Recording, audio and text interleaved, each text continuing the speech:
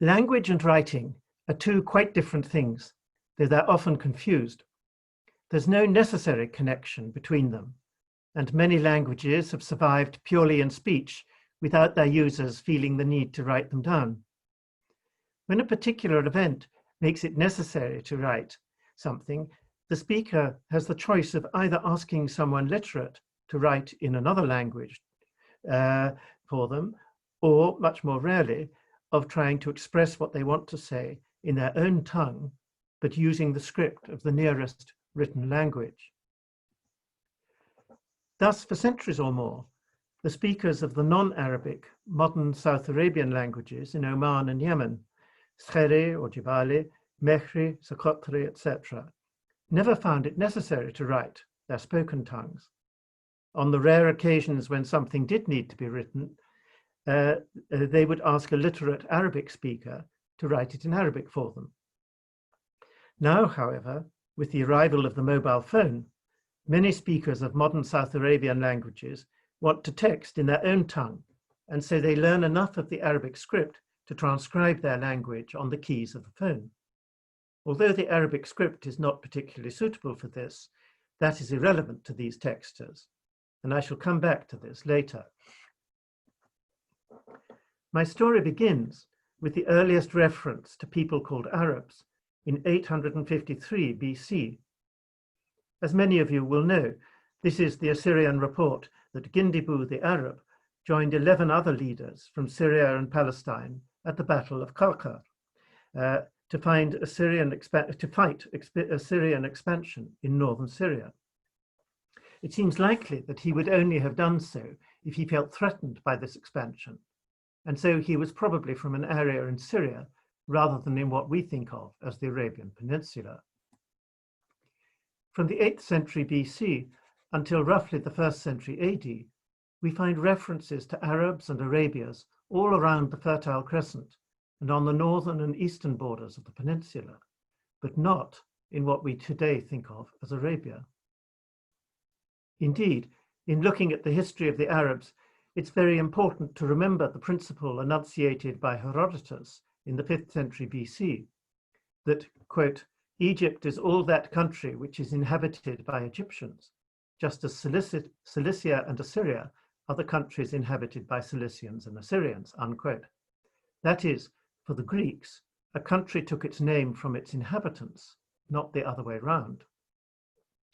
This means that before about the 1st century AD, Arabia, in the writings of Greek and Roman sources, meant any place where there were people whom they called Arabs. This does not mean that these places were populated only by Arabs, but that this was where the Arabs they happened to be talking about lived. As you can see, these ancient Greek and Roman writers found Arabs, and hence lots of different Arabias, over a huge area of the Fertile Crescent from eastern Egypt up through Syria and down through Mesopotamia to the Gulf. Ironically, the only part of the peninsula which our Greek and Latin sources call Arabia was Arabia Felix, modern Yemen. And this was based on a misunderstanding. The peoples of ancient South Arabia, of the ancient South Arabian kingdoms of Saba, Ma'in, Qataban, and Hadramaut were not Arabs in any sense and would not have appreciated being identified as them. The reason that the Greeks and Romans thought they were Arabs was a result of the trade in frankincense and other aromatics, which were either grown in or imported into South Arabia and then brought up the western side of the peninsula and sold in the Levant, Egypt, and the Mediterranean countries by Arab merchants. By a very common mental process, the purchasers associated the merchandise with the merchants and so assumed that it was produced by the people who sold it. Thus, one of the earliest references to frankincense in Greek literature calls it the Arabian vapor. It's important to realize that it is because of this mistake that the whole peninsula eventually came to be called Arabia in the literature of the Greek and Roman conquerors of the Levant and their successors, the Byzantines, and the early Islamic Empire up till the present day. In fact, we have very little evidence for what the ancient populations of the peninsula north of Yemen called themselves, or the areas in which they lived. But we know that in the first millennium BC, the inhabitants of Tema and Dedan, for instance, called their oases by these names, and it is clear that neither of them regarded themselves as Arabs or wrote in the Arabic language. A major problem in studying the history of the Arabic language is that while there are many references to Arabs and Arabians in places all around the Fertile Crescent and in Egypt, we do not know what it was that identified these different peoples with very different ways of life as Arabs. Some were prosperous merchants, others tax collectors, peasant farmers and small landowners, market gardeners, brigands, school teachers, founders, restorers and rulers of cities, kings with large numbers of chariots, guards, policemen, soldiers and paramilitaries, breeders of sheep and goats, and finally camel breeding nomads. So clearly the term Arab cannot refer to a particular way of life. What I have suggested in an article called Arabs, Arabians and Arabic before late antiquity is that if we think today of what defines people as Arabs from Morocco to Iraq, it is a loose, imprecise complex of language and culture. I would suggest that the same was probably true in antiquity, both among those who called themselves Arabs and those who called them Arabs. It's clear that the term Arab came from the people themselves, because writers in many different languages, both Semitic and non-Semitic, used the same word. But maddeningly, these Arabs have left us only the tiniest clues as to what language they spoke until the very end of the first millennium BC, more than 800 years after Gindibu, the first Arab to be mentioned in historical records. Even the handful of documents up to this time in which Arab is a self-designation are all in Greek, except for one which is in the ancient South Arabian language of Hadramitic. Indeed, our only evidence that these Arabs spoke something akin to what we would recognize as Arabic are 3 words in 800 years. 2 are the words Naqa, a female camel, and Bakr, a young male camel, in the Assyrian annals of Tiglath-Pileser III, 744 to 727 BC. And the third is the word luban, frankincense, which is found in the Greek poetry of Sappho in the 6th century BC. This last is particularly interesting because the word occurs in Arabic, the language of the merchants, but not in ancient South Arabia, the language of the producers, the languages of the producers. Thus, we can only guess at the language spoken by the diverse peoples who were called Arabs, since they have left us no writings. Most of them, in eastern Egypt, the Fertile Crescent, and central Syria and Mesopotamia, lived in areas where, by the 6th century BC, Aramaic had become the spoken and written lingua franca, thanks to its use by the Babylonians and the Persian Achaemenids as their language of government throughout their multilingual empires. Aramaic is relatively easy to learn, particularly if you already speak another Semitic language, and so it spread widely. For example, in Tema, which had its own language, which was not closely related to Arabic, and its own script, Aramaic was probably used by those merchants who traveled to the Levant. However, it became the general written language of Tema when the last king of Babylon, Nabonidus, conquered North Arabia and settled in Tema for 10 years of his 17-year reign, 552 to 543 BC. After this, the use of Temanitic seems to die out rather quickly for public inscriptions like gravestones, and is replaced by Aramaic throughout the oasis. Curiously, in Dadan, modern Al-Ula, the other great oasis of northwest Arabia, which was also conquered by Nabonidus, the native language and script was maintained, and the number of pre-Nabatean Aramaic inscriptions is relatively small. Yet, when its rulers conquered Tema, all their official inscriptions, and even the graffiti of 2 of their kings, were written in Aramaic.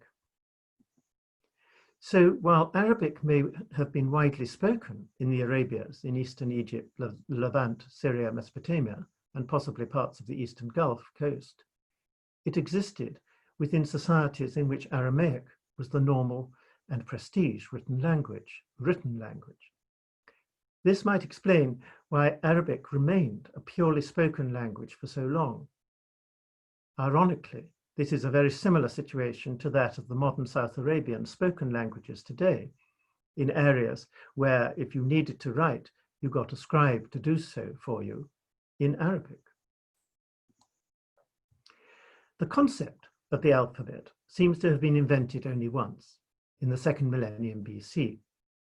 Shortly after the invention, it seems to have split into 2 families, which developed in parallel, as you can see on the screen. One was the Northwest Semitic or Phoenicio-Aramaic family on the left, and the other from which all but one of the traditional alphabets today are descended. The other was the South Semitic family of alphabets on the right, which was used exclusively in the Arabian Peninsula and its neighbors. Its only modern descendant is the vocalized alphabet used in Ethiopia for languages like Ge'ez and Amharic. The use of this South Semitic family script family was accompanied by widespread literacy in a number of different languages used in the peninsula. For example, the Musnad and Zabur scripts, in blue on the slide, were used in ancient South Arabia to write the 4 major languages there: Sabaic, Minaic, Qatabanic, and Hadramitic. In Northwest Arabia, other varieties of this script family, in green, were used to write the non-Arabic languages of Tema, Dadan, and possibly Duma. But the most remarkable thing was the use of South Semitic alphabets by the nomads, in purple, from the deserts of southern Syria, Jordan, and across the western 2/3 of the peninsula down into Yemen. Nomads usually don't have much use for writing, especially in antiquity, when papyrus was expensive outside Egypt, and they had more urgent uses for the leather from their animals. In settled areas, most people used broken pottery to write on, rather as we use scrap paper. But the nomads carried little, if any, pottery, for the very reason that it got broken in mobile life. Nevertheless, between roughly the 1st century BC and the 4th century AD, the nomads of this area learnt to read and write and covered the desert rocks with their graffiti. We can only guess why or how they learnt to write, but the following is one possibility. Curiosity is a survival skill in the desert. If you aren't curious, you don't learn about the things that can help you stay alive and the things that can hurt or kill you. This is combined with the excellent memories which non-literates need in order to store all the information which we write down or simply Google when we need it. If a non-literate nomad was visiting an oasis in North Arabia and saw someone writing a receipt or a letter, he might well have asked, "What are you doing?" And if the answer was not too grumpy, might have said, "Will you teach me to do that?" Having had the letters drawn for him with the sounds they represented, he would have returned to the desert and no doubt shown his friends and relations his new skill, drawing the letters in the dust or sand. I've had this experience myself with a young Bedouin on a dig in Jordan, who, seeing me writing in my notebook, asked me to teach him to write. I wrote out the letters of the Arabic alphabet in their unjoined forms, and the next day he was writing his name and my name still in these unjoined forms. A similar situation occurred on the excavations at Tel Adouer, Lachish, in Palestine in the 1930s. When the famous Lachish letters written in ink on potsherds were found, there was great excitement among both the archaeologists and the Bedouin workers.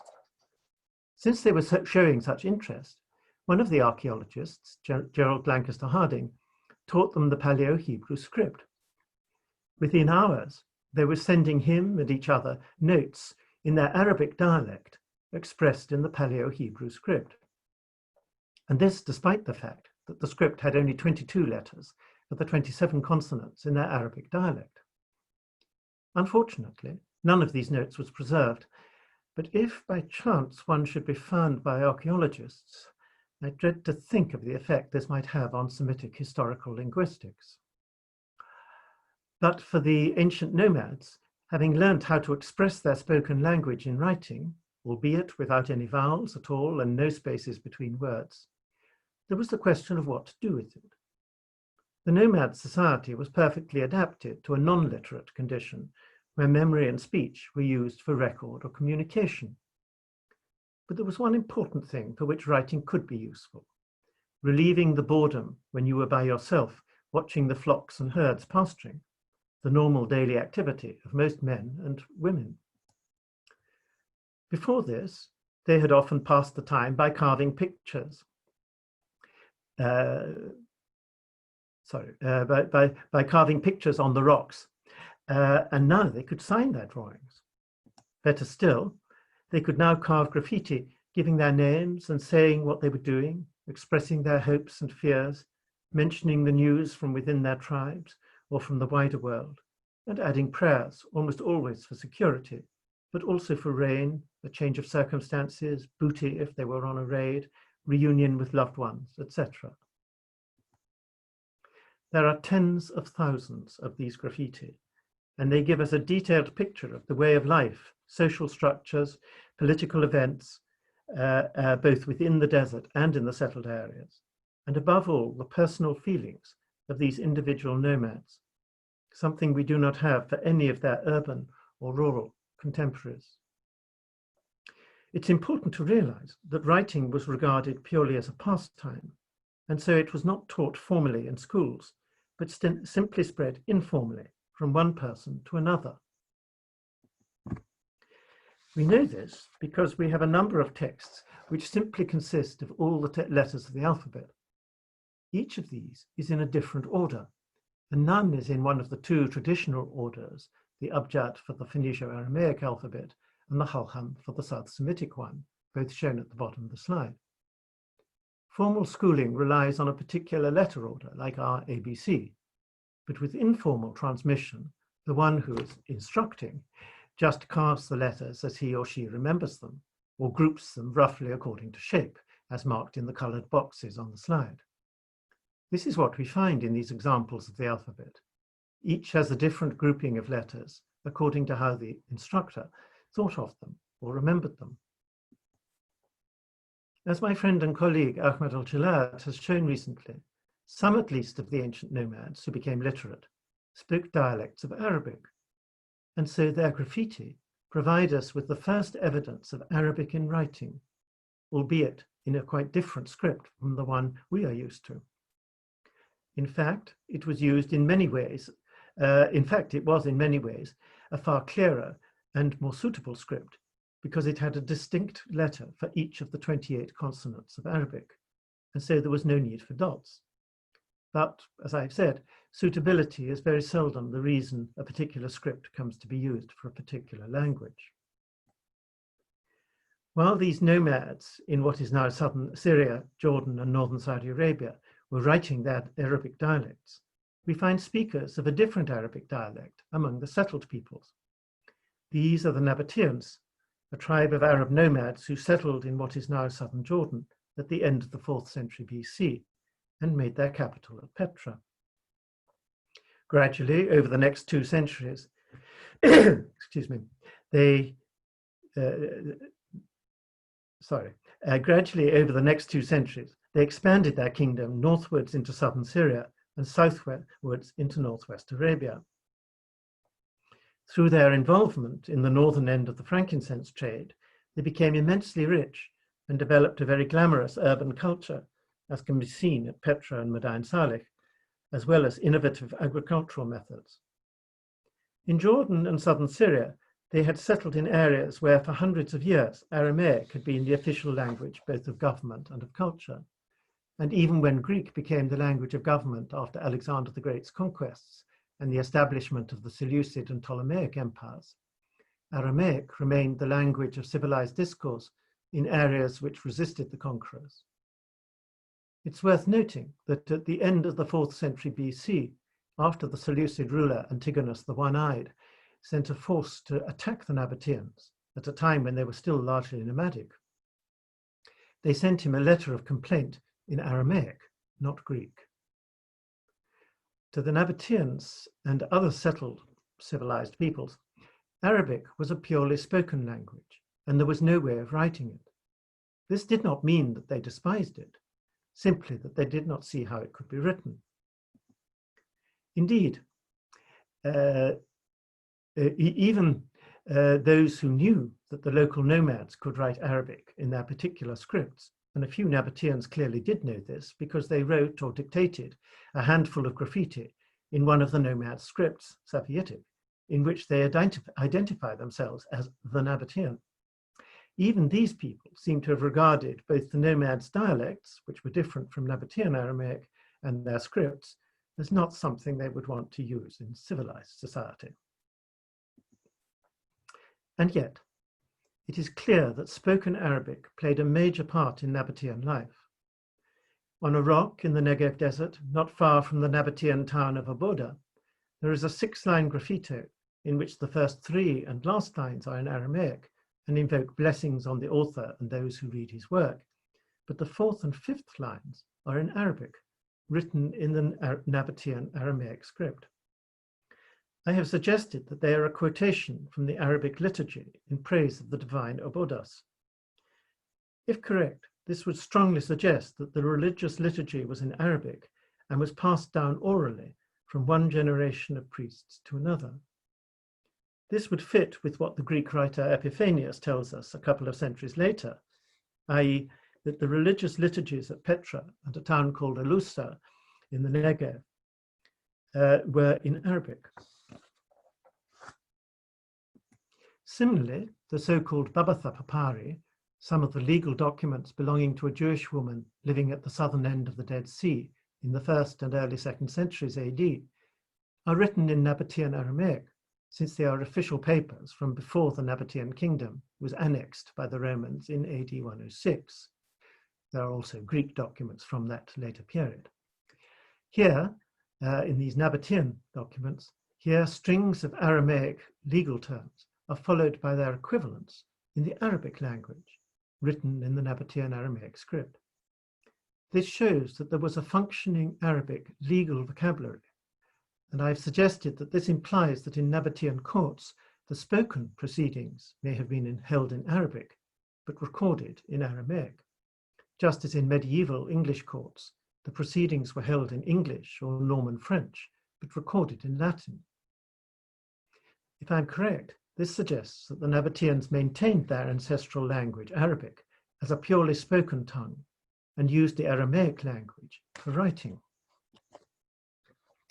It's possible that a full education in Aramaic was relatively limited, and that many people learnt the script and orthography so that they could write their name, and a few suitable Aramaic words, such as Shalom, may he be safe, Dakir, may he be remembered, Barik, may he be blessed, etc., which they could add to their names when carving graffiti. Even so, we occasionally get Arabic forms such as Madhkur instead of Dakir, creeping into a graffito, presumably where the author had forgotten the Aramaic word.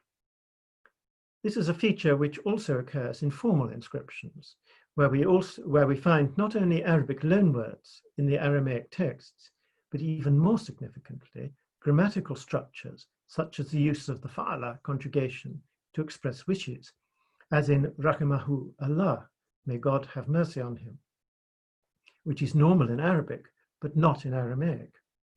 This sort of linguistic intrusion suggests a very close link in the use of the two languages. When the Romans annexed the Nabatean kingdom in AD 106, they were really more interested in the parts of it in modern Jordan and Syria than in the sections in northwest Arabia. Excuse me a moment.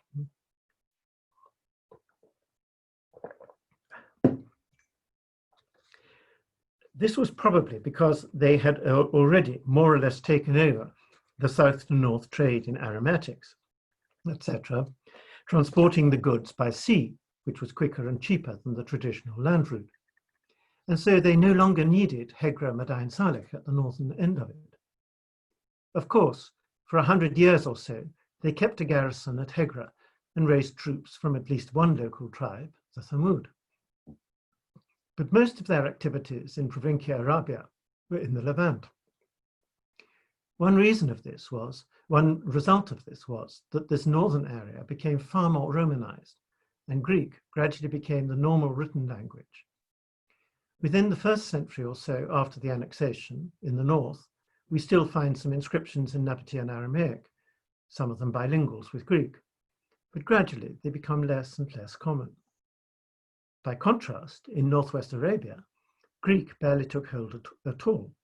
Of course, there are political inscriptions in Greek at Hegra and elsewhere, as well as military ones in Latin, but these are greatly outnumbered by contemporary texts in Nabataean Aramaic.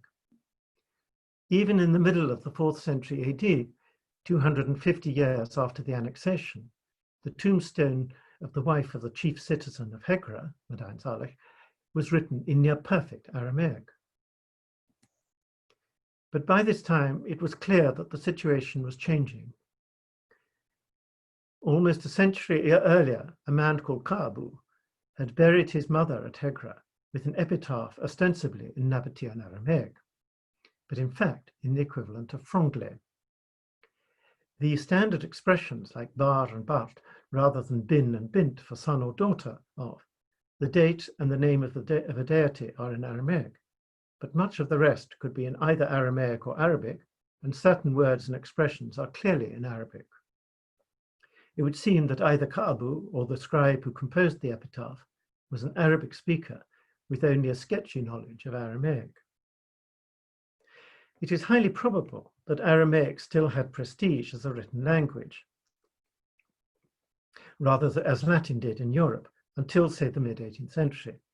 And so, even if one wrote in one's spoken vernacular language, one could scatter Latin, or in this case Aramaic, words and phrases in the text to show one was educated. After a time, many of these words and phrases became fossils with a meaning of their own in the spoken language, like etc., am, pm, infradig, and so on. Interestingly, the one which lasted longest was Aramaic bar, meaning son of, instead of bin in genealogies. This survived right up to the beginning of the Islamic period. While in northwest Arabia, people were beginning to write their spoken Arabic in the Nabataean Aramaic script, the nomads, who had been using their own South Semitic scripts to write their Arabic dialects, seem to have disappeared, or at least they stopped writing. Alas, we have no idea why or how this happened, but in all the tens of thousands of these graffiti, there is not a single reference to Christianity. Their graffiti show that they were well informed about events in the settled areas, and we know that by the 4th century AD, Christian missionaries were going into the desert to try to convert the nomads. So it's highly likely that if they were still around or still writing, the nomads who carved these graffiti would have been aware of Christianity, especially after the Emperor Constantine decriminalized it in AD 313. And with his support, the Christians became one of the most powerful groups in the empire. Unfortunately, we have no idea why these nomads either disappeared or stopped writing. But with this disappearance, their script was gradually forgotten and remained on the rocks of the desert, noticed by the authors of pre-Islamic Arabic poetry as writing which no one could read. By contrast, exactly at this time, either 322 or 328 AD, we have the first major document in the Arabic language expressed in the Nabataean Aramaic script. This is the famous Anamara inscription, discovered in 1901 by two great French epigraphists and explorers, René Dussault and Frédéric Mecler, near the watering place of Anamara in the basalt desert of southern Syria. It served as the lintel over the doorway of the tomb of a man called Imr al-Qais, not the famous Arab poet Imr al-Qais, who lived 2 centuries later. This epitaph described Imr al-Qais as king of all the Arabs and described his conquests all over the peninsula as far as Najran on the borders of Yemen, and how he made his sons rulers of the settled peoples and proxies for the Persians and the Romans. It ends, "No king could match his achievements." The script of this epitaph is still clearly Nabataean Aramaic, though in a developed form. We do not know where the scribe who wrote out the text for the stonemason had learnt the script. It may have been in Syria or in southern Mesopotamia, where the Lakhmid, or Nasrid kingdom, of which Marul Qais may have been the second monarch, was developing an Arab polity allied to the Persians. Meanwhile, Arabic in the Nabataean Aramaic script seems also to have been flourishing in northwest Arabia, where we find it used in graffiti. Several years ago, the Saudi scholar Professor Ali Al-Ghaban discovered the ancient route from Al-Ula to the Jordan border, and presumably further, which he called the Darb al-Bakra. At most of the stopping places along this route, there were large numbers of graffiti in 14 different scripts, and dating from possibly the 5th century BC to the Middle Ages, including over 900 Nabatean and Nabateo-Arabic scripts. These were brilliantly edited by my friend and colleague Leila Neme and were published in Riyadh in 2018. And I would strongly recommend all those interested in the development of the Arabic script from Nabatean to read her brilliant introduction to these texts. See the reference on the screen. These graffiti give us snapshots of a script development, which is otherwise invisible to us, because it was taking place in texts written with pen and ink, on papyrus or potsherds. Although no documents on these surfaces have yet been discovered in northwest Arabia, we know that they must have existed because there is no incentive for a script to develop when it is used only on stone. And this can be seen in the graffiti of the nomads, where there are, of course, differences in handwriting, but no recognizable and consistent development of letter shapes. In formal inscriptions, as in ancient South Arabian musnad, there can be calligraphic changes of fashion in the letter shapes, but not the sort of development which we see in the Nabatean script, where the letter shapes and the joins between the letters are exactly those which make it easier and quicker to write with a pen. This is a process which goes right back to our first evidence of the Nabatean script, which developed from Imperial Aramaic, in which each letter was separate without joins, and the only letters with the same form were Dal and Ra. So the development of which we get glimpses in the graffiti on the Darb al-Bakra and in southern and elsewhere, particularly in southern Saudi Arabia near Najran, of which the one in the bottom right-hand corner comes from. This development is only the later part of a process which had been going on since the Nabateans sent their letter to Antigonus at the end of the 4th century BC, a development driven by the convenience of the writer with pen and ink.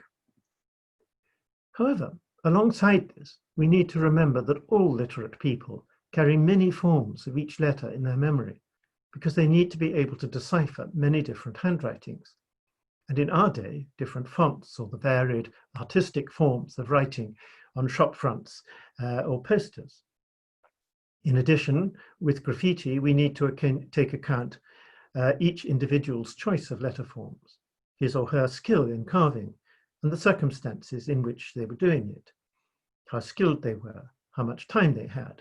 Was someone shouting, "Come on, we're leaving"? How bad the flies were that day, how good their tool was, were they striving for a calligraphic effect, etc. All these things affect the form of the script in an individual, undated graffito. It's for this reason that I've always argued that the use of letter shapes in graffiti as a way of dating texts is pointless and likely to be misleading. Here you can see a graffito from Darb al-Bakra, in which the author has used 4 different forms of the letter B, Ba, from the very calligraphic, and by this time ancient, number 1, to the very developed number 4. Fortunately, some of these graffiti include dates, and so we can see in very general terms developments in the script their authors were using. One of the more curious of these is that the letters Dal and Ra, that of the letters Dal and Ra. As I said earlier, these started off as the only 2 letters with identical shapes in Imperial Aramaic and classical,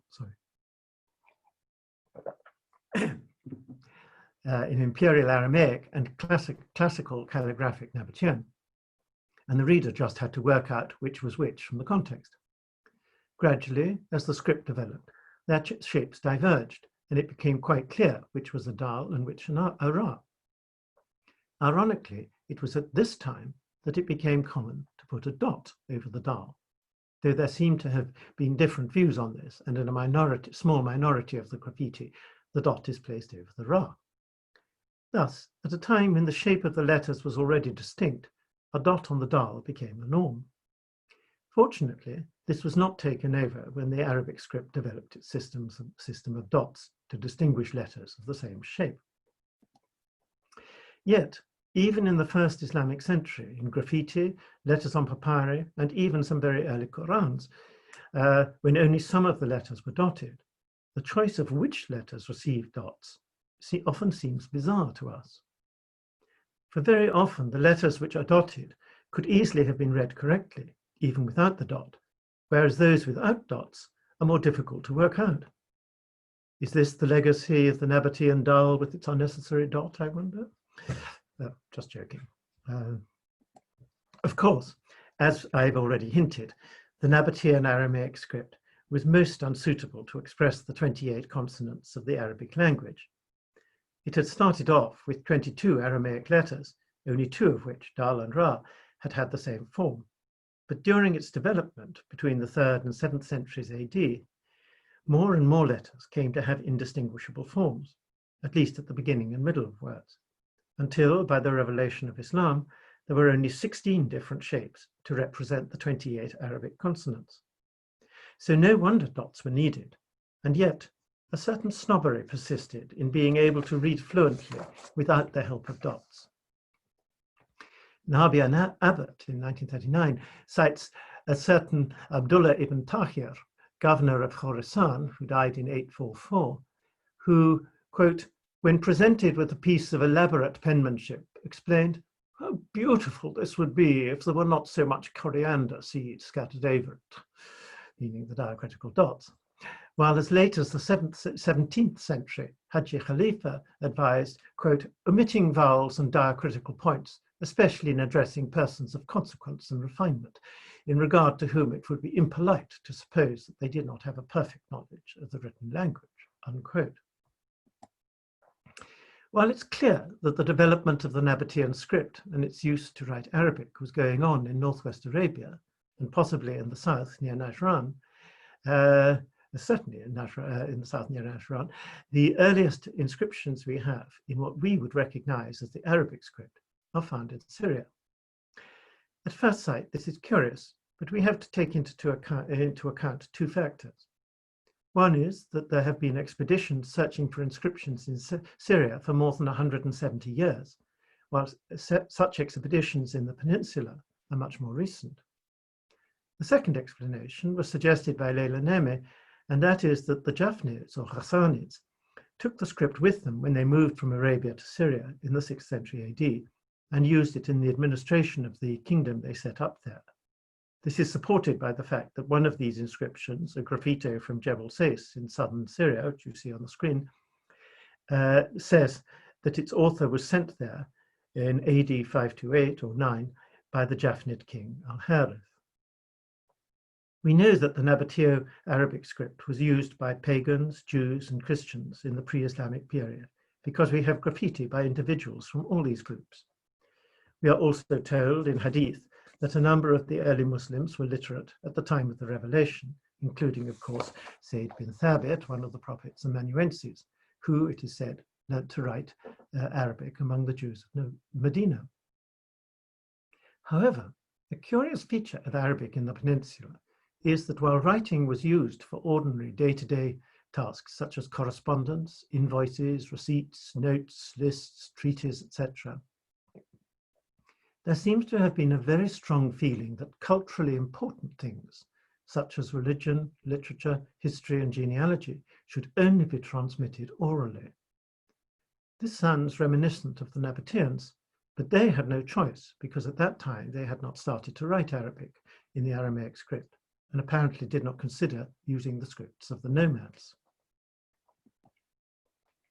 This preference for oral transmission is, I would suggest, a very strong choice, which can be illustrated by comparison with Tuareg society in North Africa up to about 30 years ago. The Tuareg have their own script, the Tfinagh, which in former times was used purely for fun, children's games, graffiti, secret notes between lovers, etc. However, their society remained resolutely oral, and they did not use the script for anything of practical use. If a Tuareg needed to send a letter, he or she would find someone who'd been to school and ask them to write it in Arabic or French, even though the Tuareg recipient would then have to find someone who'd been to school to read and translate it for them. The Tuareg have an incredibly rich oral literature, but when an anthropologist once suggested that they could write it down in their traditional script, the suggestion was greeted with horror. For oral literature is constantly fresh, constantly changing with each recitation, and there is no such thing as the correct text of a poem or story.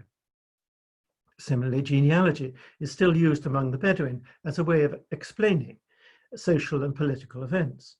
So if two tribes which had been thought to be closely related fall out, the genealogy is re-explained to show that they actually were not nearly as closely related as had been thought. Writing down the genealogies would, of course, make this impossible. In religion, polytheism is by its very nature tolerant of differences of belief and so variations in the stories of gods and goddesses, as they were retold orally by different people over the generations. On the other hand, monotheism is inherently intolerant of variations in belief. Witness the constant quarrels and wars about theological niceties. And so the Jews and Christians required a written scripture, though even that did not stop the theological quarreling. The result of this tradition of passing on culturally important things orally meant that while the revelations received by the prophet were dictated by him to an amanuensis, who wrote them down, they had immediately to be learnt by heart and transmitted orally to his followers, who would also learn them by heart. Excuse me, I'm sorry.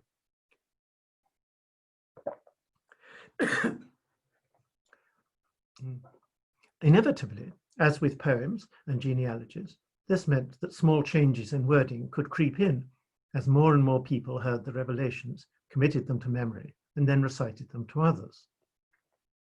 However, in the years after the prophet's death, as Islam was established first in the Hijaz and Yemen, and then throughout the Middle East, North Africa, and beyond, the dangers for a monotheism of having lots of slightly different versions of the divine revelations became apparent, and despite serious opposition, the third of the righteous caliphs, Uthman ibn Affan, decreed that a definitive text of the Quran be established and written down.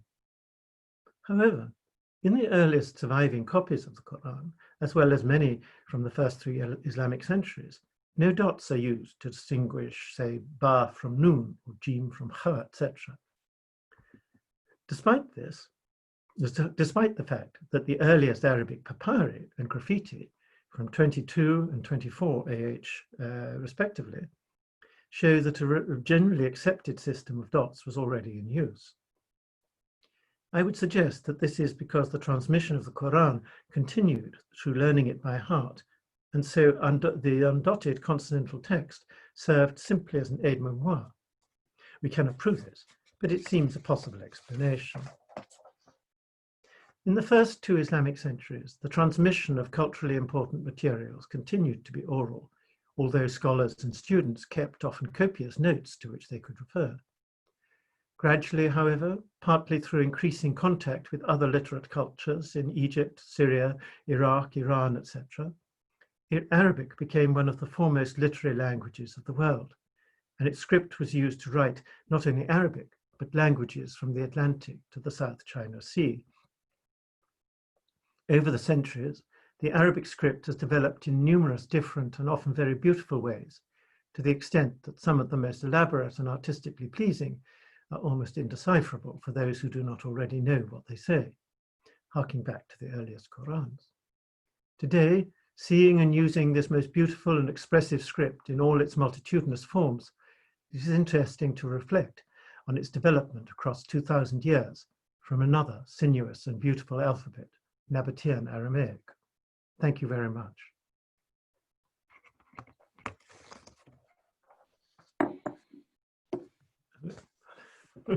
Thank you. Thank you very much for sharing with us such a clear presentation on your research. You show us how every single inscription and its details are important to reconstruct the chronology of the writing development. We can now start the Q&A session. So we have already a few questions on the Q&A tab. We have Usam Harake who's asking, when and why did the Nabateans start their calendar year around 94 years before BC? Wait a minute, why did they start the calendar year before 94 BC? I don't think they did they? Most Nabatean inscriptions are dated by the regnal year of their king. I know what he's thinking. There are people called Nabat, or there is a calendar called the Nabataean calendar in South Arabia. But this, as far as we can tell, has nothing to do with the Nabateans in North Arabia. And I'm afraid I don't know why they started in 94 BC. South Arabia is a little bit beyond my competence. I'm sure there are lots of South Arabianists who could tell. Sorry. We'll try to invite one someday. So, but let's go to another question. You answered a bit to this, but maybe you'd like to give more precision. So Dr. Abdullah Al-Sharek asked, how does the linguistic chronology fits with the cultural chronology in Arabia? The linguistic chronology? How the linguistic chronology fits with the cultural chronology? Is there an obvious relationship between, or sometimes it's not that clear and no. distinguished? It's quite difficult to do this because, of course, for the past, we only know languages when they're written before recording became possible. So we only know about written languages, and we only have hints, as I said, about of purely spoken languages when bits of them get written. So it's quite difficult to talk about the chronology of the spoken languages.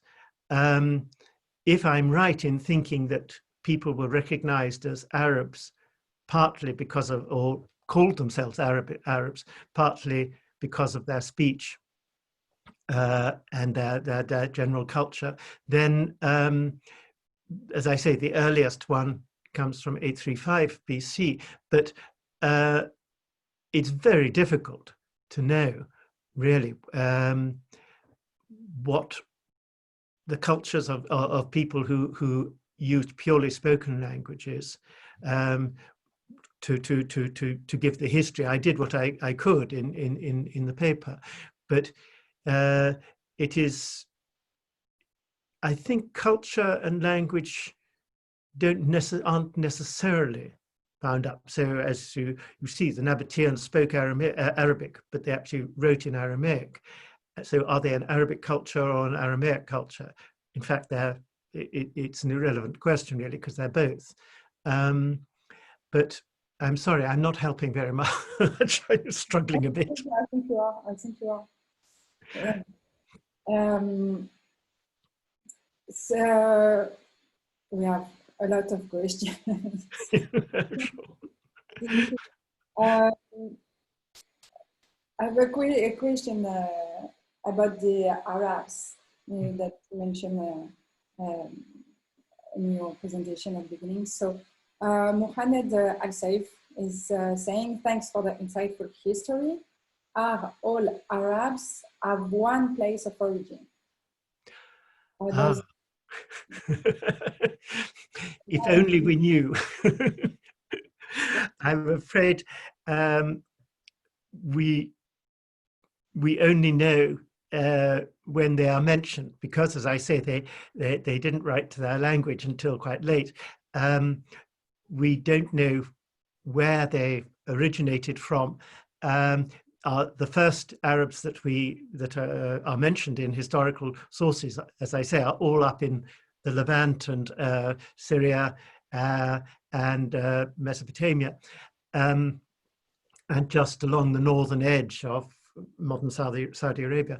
So, but that's purely because that's where the Greeks and Romans were.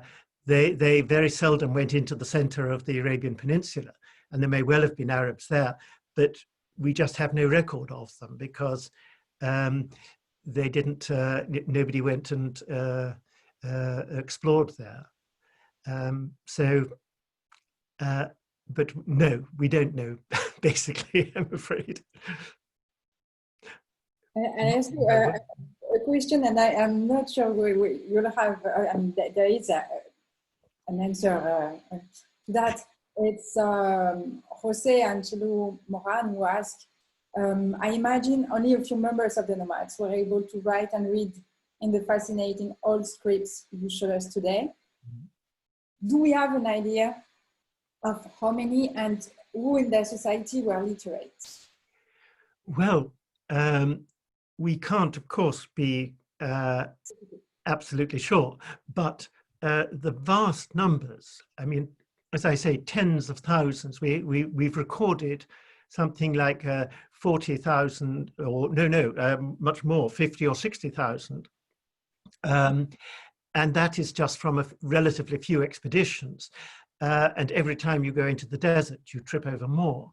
And so I think, given that the desert areas can never support very large populations at one time, it seems pretty likely that there was almost universal literacy.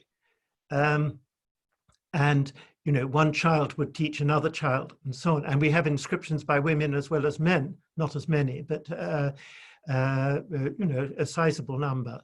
And so I think probably because it was used as a pastime, it spread very quickly. And as I say, nomads who live in a non-literate society, when they're not using their literacy instead of memory, they learn very quickly.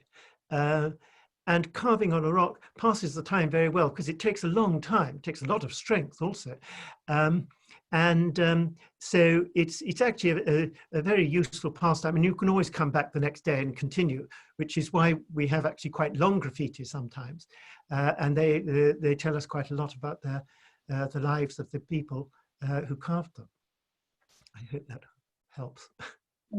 So there is a question related, because you said the fact that it's carved on rock has some advantages, so they can continue the next day. And there is a question related to that by Abdul Kader Al-Atifi. Did ease of carving on rock influence the letter shapes? The letter shapes. It's a question from a geologist. Professor in geology at Cal. Right. Yeah, well, I'm very honored to have a geologist. That explains the question, the interest for the nature of the rock. Right. Yes. Yes, it does to an extent, I think. So the ones that are carved on basalt, we get very, very beautiful ones, just as we get very beautiful drawings on the basalt. Despite the difficulty, it's much easier doing it on sandstone, for instance. But I don't know that it really changed the shapes of the letters. No, it's more the skill of the person that changes. So somebody who's just not very good at it, or perhaps just beginning, the letters can be quite rough. and it also depends on the technique. The nicest ones are either incised or chiseled. So you take one sharp stone and you hit it with another one, so you can direct. But there are quite a lot with which are just hammered, and obviously the stone you're hammering with misses the line sometimes, so you get much thicker, less good ones. So it just really depends on the tools more than the rock, I think. But as I say, it is obviously much easier to carve on sandstone than on basalt. No, thank you. To the next question about from an anonymous person. Is there any evidence the Arabic language has changed in terms of vocabulary during the Nabatean period? Yes. We have, in terms of vocabulary, I don't know that we have enough vocabulary in the Nabataean Arabic inscriptions. But yes, I mean, if you think, for instance, of the language of the Quran and some of the Hadith, is very different from modern Standard Arabic and from the dialects. Certainly the Arabic expressed in the nomads graffiti is a very different dialect, both different from the Nabataean Arabic as far as we can say. So for instance, in one lot of nomads, the definite article is ha, whereas in Nabatean it's al, and in another lot of nomads they don't have a definite article at all. So these are minor differences, but they look quite dramatic differences when you see them. So yes, there are differences. It's quite interesting that the nomads who've provided much more vocabulary than the Nabateans, there are words like nahal, which is a valley. Nachal, sorry, with a cha, is a valley, not a palm tree, and it is which goes with Aramaic nahal, which is a valley. So they have preserved ancient Arabic words which have disappeared or changed their meaning later. Sorry, that was very incoherent. Okay. Another question about written Arabic. When was that formally formalized? So someone is asking, an anonymous person. When the formalization, when it was formalized? Saying, for example, what helped establish the Spanish language as an official language was the publication of the first grammar text in 1492. So what would be the equivalent for written Arabic? Yes. I think, so this is the language, not the script, is that right? Was written Arabic. Written Arabic. So, so Arabic, it became formalized in the 8th to 9th centuries by the grammarians in southern Iraq, Kufa and Basra, who brought together the dialect of the pre-Islamic poetry and the dialect of the Quran, and molded what we think of as classical Arabic, Fusha. And so they produced this, and after that, everybody who wrote Arabic was supposed to write in Fusha, although of course we have lots of papyri and letters and things like that, which are written more or less in the local dialects still, of people in Egypt or people in Iraq or wherever. But all literature had to be written in the Fusha. So that's, yes, 8th to 9th centuries AD. A question by Turkey Alutaili was, is there any Nabataean Arabic script found in the mountains in Asir and Jazan in the south of Saudi Arabia? Unfortunately, not yet, no. Not very far away in the Hima area, several have been found, but not actually up in the mountains yet. But I think that's probably because there has not been very many expeditions exploring that area. So we hope. Not yet.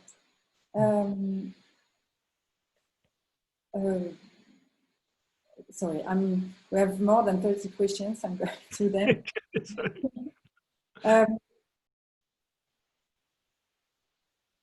Someone wants a recommendation for a good manual or that gives an introduction overview of Arabic epigraphy for someone acquainted with the printed Aramaic and Arabic, but not the incised form. Someone who wants a manual that gives an introduction overview, an introductory overview of Arabic epigraphy. Arabic epigraphy. In Arabic or in English or French or? I would say in English. Yeah. I'm just trying to think. If you hold on one moment, I'm just going to look at my bookshelf.